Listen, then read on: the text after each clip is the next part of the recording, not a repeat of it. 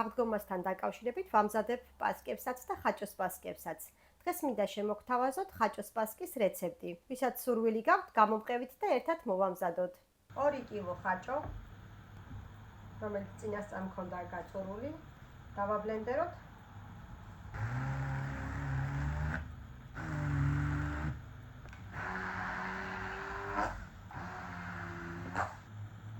გრამი არაჟანი, ჩესქელებული რძე 250 მილილიტრი,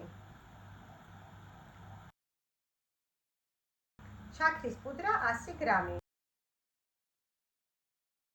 ვანილი, ფორთოხლის ცედრა, ილი, მუსკატი, დარიჩინი,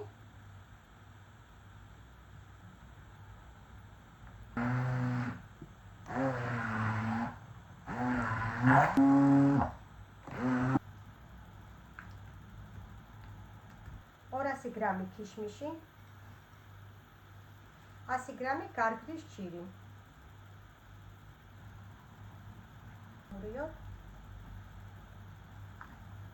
200 გრამი ნაღების კარაქი,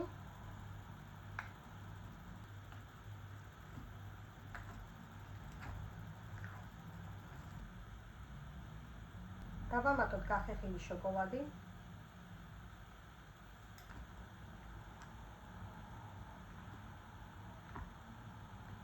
ხაჭოს პასკის ყალიბში ჩავაფინოთ სველი მარლა,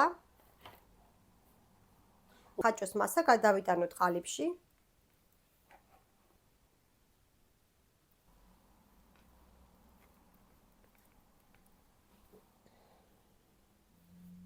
ზემოდან დავადებ ციმძიმეს და აქ დაიწურება, ნახეთ უკვე ჩანს, როგორ იწურება სითხისგან, ნახეთ.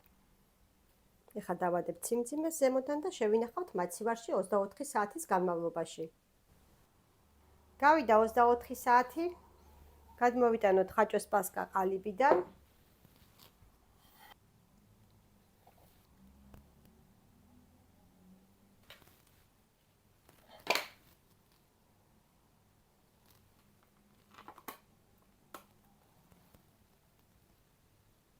ამ პორციით გამოვიდა მეგობრებო აი ამდენი პასკა, ნახეთ, გავაფორმოთ შოკოლადით.